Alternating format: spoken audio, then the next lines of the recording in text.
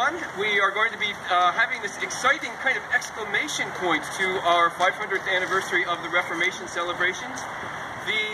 Everything that you want to, or everything you need, you can follow along in the bulletin that you have. And if you don't have one, I invite you to share with somebody who does. So, dear friends, today we give thanks to God, and we seek God's blessings as we dedicate this tower and bells for the glory and praise of God. And someone, Adele, you want to, or whoever has, yeah. Yes. As God's people, holy and beloved, clothe yourselves with compassion, kindness, humility, meekness, and patience. Bear with one another, and if anyone has a complaint against another, forgive each other, just as the Lord has forgiven you. So you also must forgive. Above all, clothe yourselves with love, which binds everything together in perfect harmony. And let the peace of Christ rule in your hearts, which indeed you were called in one body. And be thankful. Let the word of Christ dwell in your wisdom. Teach and admonish one another in all wisdom. And with gratitude in your hearts, sing songs, hymns, and spiritual songs to God. And whatever you do, in word or deed, do everything in the name of the Lord Jesus, giving thanks to God the Father through him. The word of the Lord. Thanks be to God. According to legend, it was on this day, 500 years ago, that Martin Luther, the monk, Catholic priest, and university professor, nailed the 95 Theses on the door of the Wittenberg Castle Church. The 95 Theses, as you may remember, were a list of issues that Luther had written about corruption that he saw within the church, and he was calling for a formal discussion and a debate among religious leaders to resolve the issues. The legend may or may not be true, and it really doesn't matter, because Luther wrote the 95 Theses in Latin, not German, and even if he had written them in German, 90% of the people in Germany couldn't read German anyway, so it didn't matter. They couldn't have read what he wrote. What is definitely true, though, is that on October 31st, 1517, Martin Luther mailed the 95 Theses to Albert of Brandenburg, who was Archbishop of Mainz. Luther thought he was making the Archbishop aware of problems that the Archbishop either knew nothing about or knew very little about, but Luther would find out that the Archbishop not only knew what was going on, he was behind what was going on.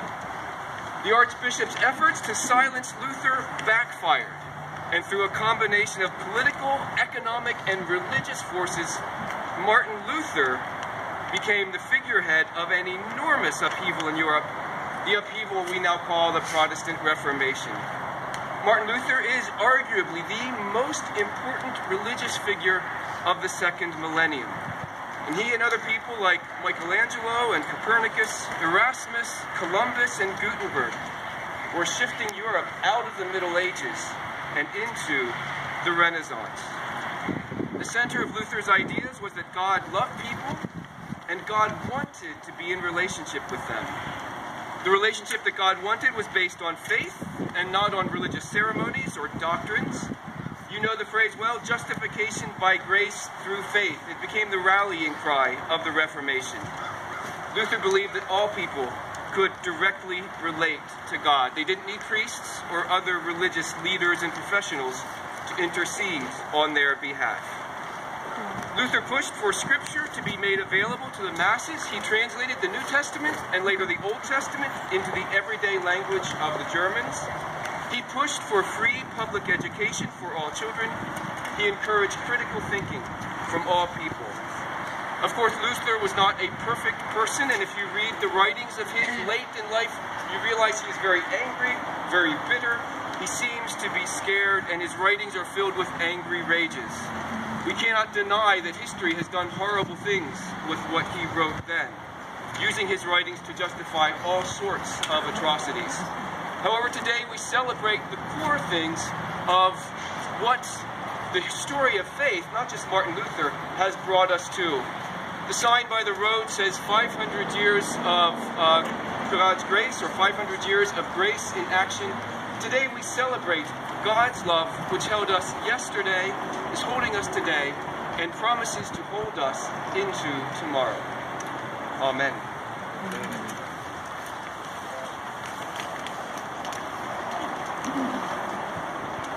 We'll read Psalm 100 responsively. Shout to the Lord, all earth. Serve the Lord with gladness. Enter God's presence with joy. Know that the Lord is God, our Maker to whom we belong, our shepherd, and we the flock. Enter the temple gates, the courtyard with thanks and praise. Give thanks and bless God's name. Indeed, the Lord is good. God's love is forever, faithful from age to age. I'll invite Tim Brown, our church council president, to talk about the tower project. Yeah. That's the cover. Good morning. Thanks everybody for coming. Some of you may remember when we built the new sanctuary, the original drawings included a bell tower. Due to budget and other constraints, that feature was removed from the final project. Now, 10 years later, on the 500th anniversary of the Reformation, this tower takes its rightful place on the property, but this time with more meaning and purpose. The inspiration of this bell tower project came from the lives of 4 departed members of the congregation: Jill Pow, Swigart, Ruth Halverson, and Ron Pape. Their involvement and influence in the important work of St. John's Lutheran Church was sorely missed upon their untimely passing. Many thanks to Jill Pow, Cindy Swigart, Ruth Halverson, and the Pape family for their significant support of this project, providing a lasting legacy for Jill, Scott, Ruth, and Ron. Their examples of faith, service, and friendship will be forever connected to this congregation, in part through this bell tower, but more importantly through those they touched in life. This bell tower is not meant to be an idle memorial.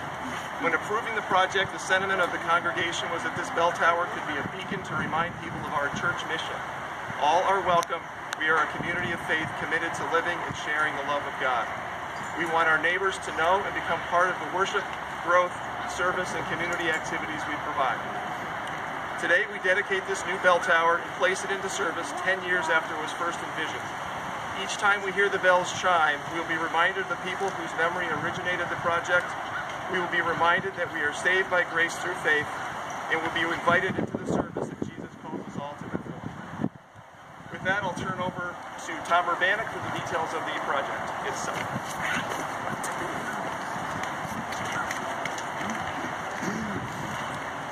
I promise I'll be very brief. A few words about the project and the tower itself. This congregation approved this project over 2 years ago. It's been a very long and a rather tumultuous road to get to this point. There were many times when it seemed that it just wasn't going to be able to happen. But we have some people in our congregation and on our council who refused to accept that. And we found a way through all the obstacles. I can't begin to mention all their names, but we're very grateful for all of them. And we wouldn't be standing here without their efforts. We also had the assistance of some very fine local companies on this project. I just want to mention 2 of them. The tower itself was fabricated and installed by Remar Steel, and what a wonderful job they did. And Swiftlet provided the lifting equipment to actually hang the bells, which you can see in some of the pictures there. And they also gave us the use of their shipping facilities to get the bells here. We thank them both for their generosity and flexibility. Now about the bells, as the bulletin notes, they were cast in 1891, which makes them 126 years old, by the Henry Stucksteed Bell Foundry Company of St. Louis, which manufactured bells, and I quote here from one of their 1900 brochures, bells for churches, academies, tower clocks, courthouses, fire alarms, steam engines, factories, farms, and plantations. It's quite a roster, certainly conjures up images of an older time. But these 3 bells were made for a church, not just any church, a Lutheran church. Originally they were hung in St. Mark's Evangelical Lutheran Church of Brooklyn, New York, a congregation that was first organized in 1868, shortly after the Civil War, when that area of Brooklyn was a German immigrant community. These three bells were part of a 16-bell chime set, set in a tower that was 193 feet above the street. Just a little taller than ours. Actually about 5 times taller. And St. Mark's Church was capable of seating 1,200 people. Again, you can see some of the pictures in there of the church. We're told the children of the congregation would race excitedly up the steps in the bell tower to get a chance to ring the bells on Sunday mornings. One can imagine the beautiful sounds ringing out so joyful, calling the faithful to Sunday services. We may not be able to see 1,200 in our church, but these bells help us feel a real connection, a sense of continuity with St. Mark's. We feel very humbled and privileged to have 3 of these bells with such a rich Christian history here in our new college. I believe that the people who worshiped at St. Mark's all those years ago would be pleased to know that they ended up here. May God grant that these bells continue to ring out for us as they rang out for St. Mark's, as they were intended to ring out when they were first cast 126 years ago.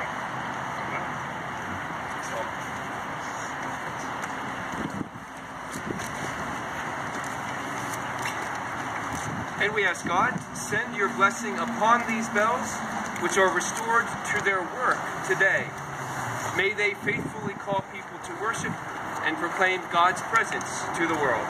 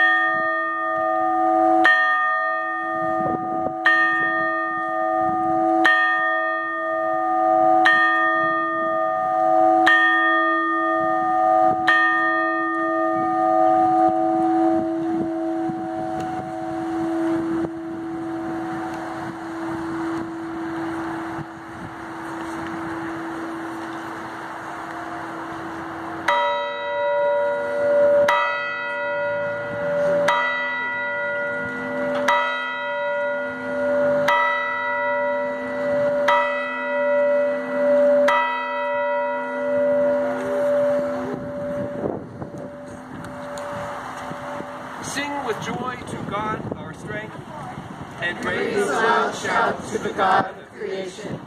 Praise God with tambourine and flute. Praise God with strings and bells. We give you thanks, O God, creator of all the universe, for your abundance of gifts. The whole earth reflects your glory.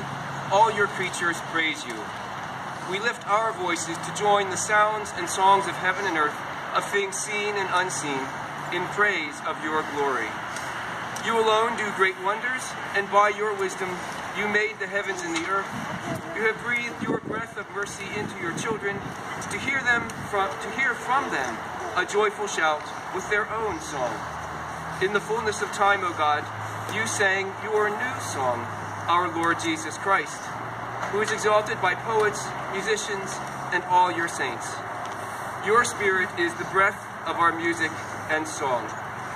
Send your blessing upon us and upon this tower, which we dedicate to your praise and glory.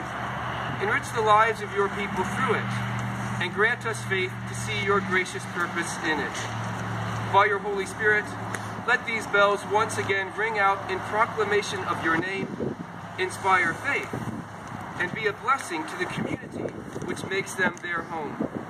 Through Jesus Christ, our Savior and Lord, who lives with you and the Holy Spirit, one God, now and forever. Amen.